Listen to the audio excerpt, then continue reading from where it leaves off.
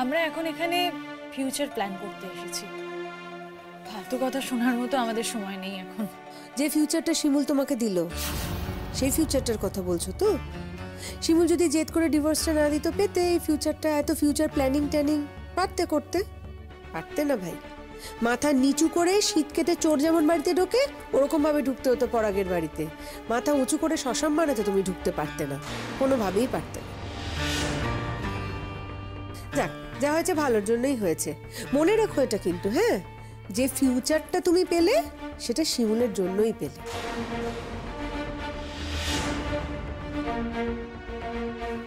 বিপাশা দি, দাঁড়া আসছি। না এক্ষুনি এসো, আমাদের না তাড়াতাড়ি খেয়ে বেরোতে হবে। এসো।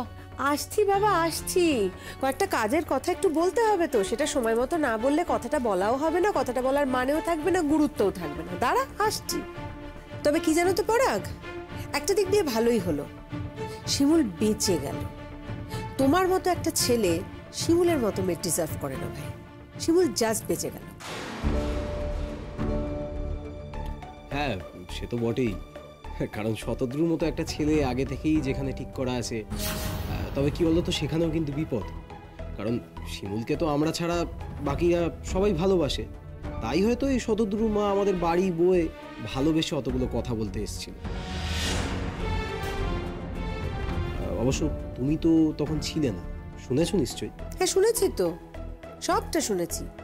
আসলে কি বলতো, স্বার্থে যখন যার ঘা লাগে না সে ফিউরিয়াস হয়ে ওঠে।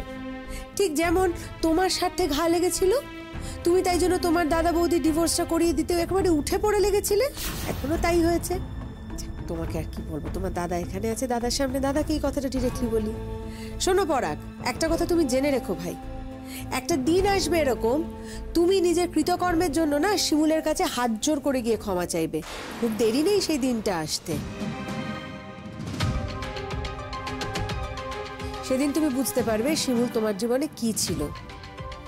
আর একটা কথা কি বলতো, যা হয়েছে সেটা একদিকে ভালোর জন্যই হয়েছে।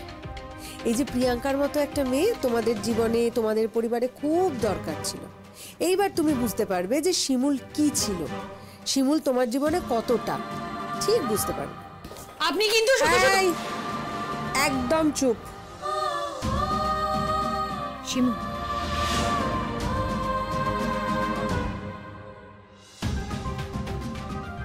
আমার সাথে সব না, একদম একদম না।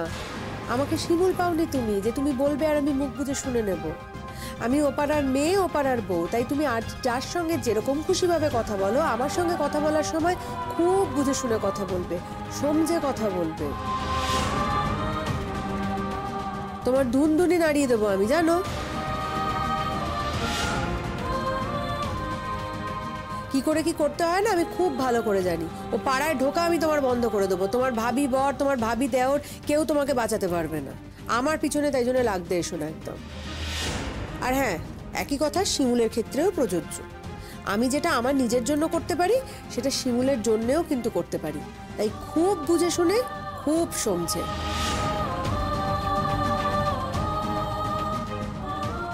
আসছি পড়া।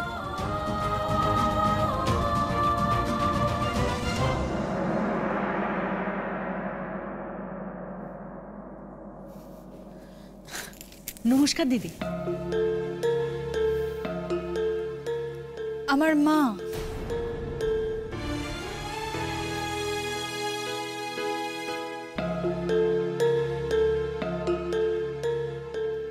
বলছিলাম যে এখনো তো আমার ছেলের হাতে ডিভোর্সের কাগজটা আসেনি, শুনবো।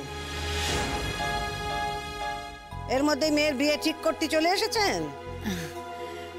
মেয়ে বড় হলে বাবা মার তো গলার কাঁটা হয়ে যায় না। মেয়ে এখানে আসা যাওয়া করছে, আবার আপনার ছেলেও ডাকছে। কি করি বলুন তো দিদি, লোকজনের সামনে তো আর মুখ দেখাতে পাচ্ছি না, তাছাড়া অন্য জায়গায় তো সম্বন্ধও করতে পারছি না। আর আপনার দেখুন, বড় বৌমার সঙ্গে যখন আর কিছুই নেই, মানে সবই মিটে গেছে, শুধু কাগজটাই হাতে পাওয়া বাকি, তাই ভাবলাম কথাটা একটু এগিয়েই আনি। দেখেছিস তো, চলে এসছে শাকচুনিটা ওর মাকে নিয়ে বের কথা পাকা করতে। চল। দেখুন, আমার ছেলে আর আপনার মেয়ে তারা কিন্তু নিজেরা নিজেদের বিয়ে ঠিক করেছে। তার মধ্যে আমি নেই। আর আরেকটা কথা খুব ভালো করে জেনে রাখুন, যে এই আমাদের কিন্তু আমার বড় বৌমা সম্পর্কে কোনো কোনো কোনো অভিযোগ নেই। এর সম্পর্কেও আমার কিছু বলার নেই। তবে হ্যাঁ, বিয়ে যখন নিজেরা করবে ঠিক করে রেখেছে, আমার কোনো দায়িত্ব নেই, এই কথাটা আমি বলে দিলাম। আমি কোনোভাবে দায়ী থাকবো না। দেখুন দিদি, আপনার বড় ছেলের সঙ্গে যখন বড় বৌমার বনেই না, আর কিছু তো নেইও ওদের মধ্যে, সবই তো মিটে গেছে, তখন আর শুধু শুধু সম্পর্কটাকে টেনে নিয়ে গিয়ে কি লাভ হতো বলুন তো? আমি তো সবই শুনেছি আমার মেয়ের মুখে। আপনি যা শুনেছেন, কিন্তু আমার কাছে আসল কথাটা শুনে রাখুন। কথাটা হলো গিয়ে, ওই আমার বড় বৌমা, সে কিন্তু আমার এই বাড়িতেই থাকে এবং থাকবে, বুঝেছেন? মনে রাখবেন। আমার মেয়ে বলেছে, আমাকে বলেছে। কি আর করা যাবে বলুন তো দিদি, ওর যখন থাকবার আর কোনো জায়গা নেই, তখন তো। কে বলেছে আপনাকে যে আমার আর থাকবার কোনো জায়গা নেই? ও মা, তুমি পরাগের আগের স্ত্রী? বাবা, ফুঁসে উঠলে যে। দেখো দেখো মা, দেখো, তোমার যদি থাকার জায়গা থাকতো, তাহলে কি তুমি এখানে পড়ে থাকতে বলো তো? তুমি তো চলেই যেতে। থাকার জায়গা নেই বলেই না এখানে পড়ে আছো। আর দেখো, তোমার স্বামী আরেকটা বিয়ে করছে, সেই মেয়েটাই গোটা বাড়ি ময় ঘুরঘুর ঘুরঘুর করবে। তোমার স্বামী আবার তার নতুন স্ত্রীকে আদর আহ্লাদ করবে। এসব কি তোমার ভালো লাগবে দেখতে বলো তো? দেখো, থাকার জায়গা থাকলে যে তুমি নির্ঘাত চলে যেতে, এখানে পড়ে থাকতে না, এটা আমি বুঝি মা। সবার জীবনে তো আর সব হয় না।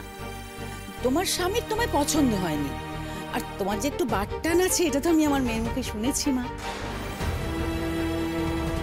কে বলেছে কাকিমা আপনাকে যে আমার কোথাও যাওয়ার উপায় নেই বলে আমি এ বাড়িতে পড়ে আছি? আমি না এ বাড়িতে পড়ে আছি নিজের অধিকারে, তাই সবটা না জেনে কারোর ব্যাপারে কিন্তু কথা বলবেন না।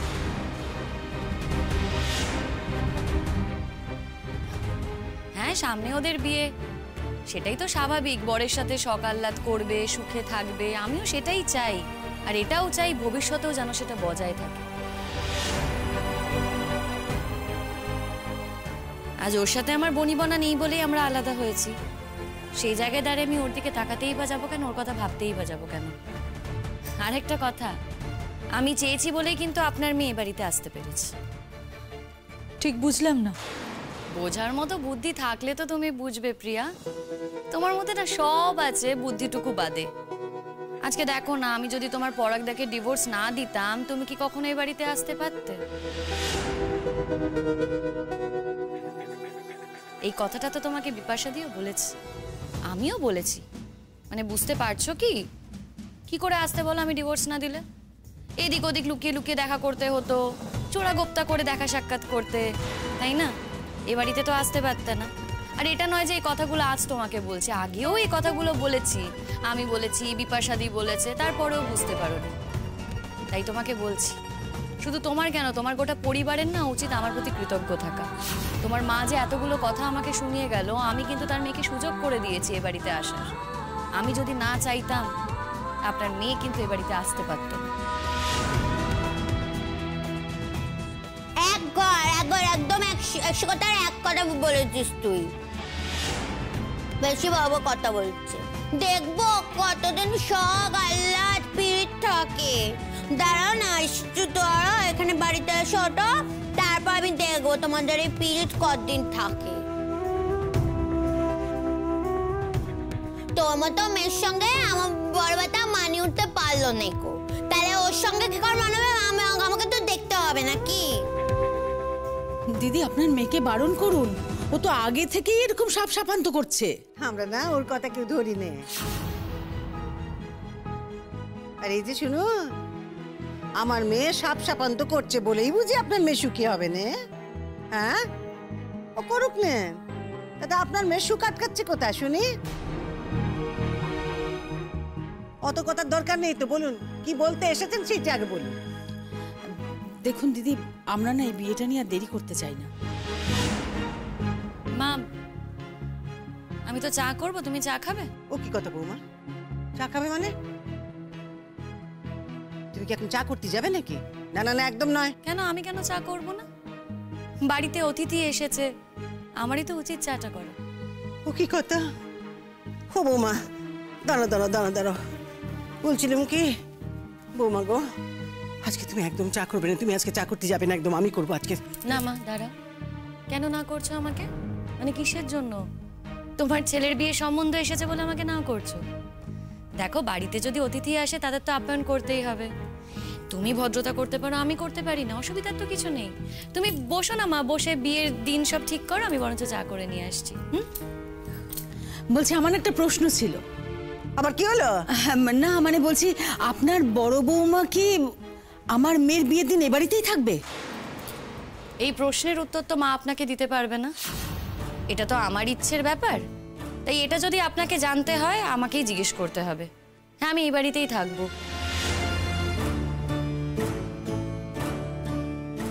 বিয়ের সময় এত কাজ মা একা ম্যানেজ করতে পারবে না।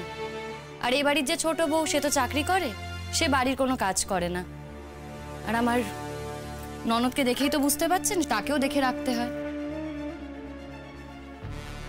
আমি থাকবো এ বাড়িতে, বিয়ের সমস্ত কাজকর্ম আমি করব, ওদের পাশেও থাকবো। যতদিন না অবধি আমি ওদের কোনো ভালো ব্যবস্থা করে যেতে পারছি, ঠিকঠাক ব্যবস্থা করতে পারছি, ততদিন অবধি এ বাড়ি ছেড়ে আমি কোথাও যাব না। না বলছি তাই, আসলে দেখো, সমাজ সংসার লোকজন বলেও তো একটা কথা আছে না, তারা তো নানান কথা বলবে।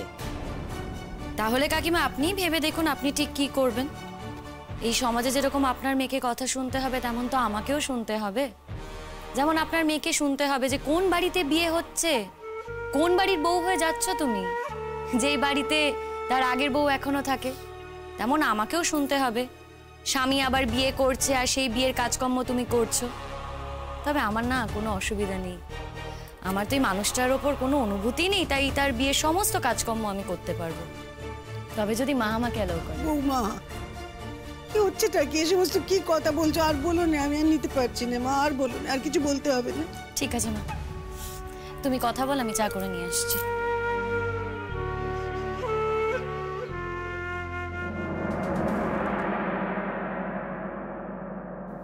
দিদি, দিদি শুনলাম। হ্যাঁ রে ছোট, ওই প্রিয়া নাকি সে তো তার মাকে নিয়ে হাজির হয়েছে বিয়ের কথা বলবে বলে, বুঝলি? তো পরে যখন বাড়িতেই আছে তাকে ডেকে পাঠানো হোক। যা কিছু কথাবার্তা আমি বলে দিলাম কিন্তু ছোট, সব যেন আজই শেষ হয়ে যায়, আজই যেন পাকাপাকি যা কিছু হওয়ার হয়ে যায়। আর এই যে ওই প্রিয়া নাকি, শোনো, তোমার বিয়েতে না আমি কিছুতেই থাকতুম না, কিছুতেই না, যদি না আমার বড় বৌমা আমায় বলতো যে না মা, আপনাকে থাকতেই হবে, আপনাকে দাঁড়িয়ে থেকে আপনার ছেলের বিয়ে দিতে হবে। তার কথা তো আমি ফেলতে পারি না, তাই আমাকে করতেই হবে অগত্যা, নইলে আমি থাকতুম না। কি আশ্চর্য, এখনো আপনি ওকে বড় বৌমা বলে যাচ্ছেন? এখন তো আর আপনার বড় বৌমা নেই, আপনার ছেলের সঙ্গে বিয়ে হয়েছিল ওর, তাই ও আপনার বড় বৌমা হয়েছিল, কিন্তু এখন তো আর আপনার বড় ছেলের সঙ্গে কোনো সম্পর্কই নেই। বাপরে বাপরে বাপরে বাপরে বাপরে বাপরে বাপ, কি ভুলই করে ফেললুম গো, না বড্ড ভুল করে ফেলেছি। হ্যাঁ ঠিকই তো, সত্যি কথাই তো। আমার ছেলের সঙ্গে যখন আমার বউয়ের সম্পর্কই নেই, তখন সে আর আমার বউ থাকে কি করে, আমার বৌমা হয় কি করে? তাই তো ভুল হয়ে গেছে। আর সেই জন্যই তো আমি তো বলছি আজকাল যে বৌমা তো আর আমার ছেলের বউ নেই গো, সে এখন আমার মেয়ে হয়ে গেছে, মেয়ে, বুঝেছেন?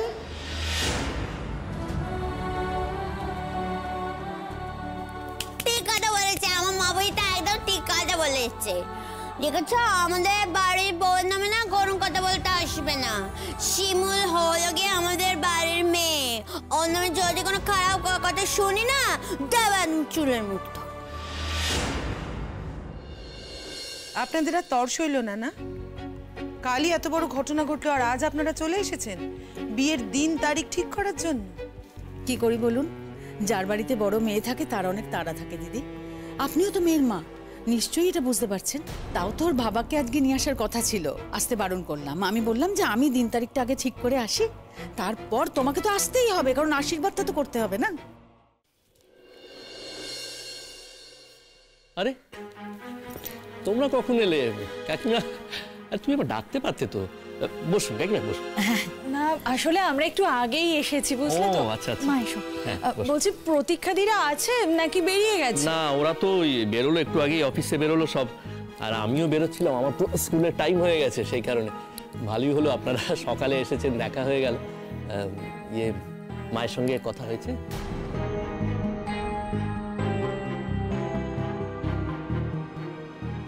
তোর আক্কেল দেখে বলিহারি চাই বাবা। কাল এরকম একটা ঘটনা ঘটালি, সবে কোর্ট থেকে এলি, আর আজকেই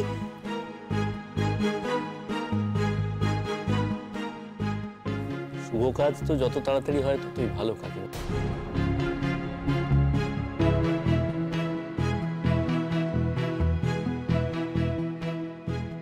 কাকিমা, আপনি চা খাবেন তো? বৌমা তুমি চা করছো কেন? বারে, আমি চা করব না তার কে করবে? চাগুলো রাখলাম। কাকিমা, আপনার চাও এখানেই আছে, নিয়ে নেবে।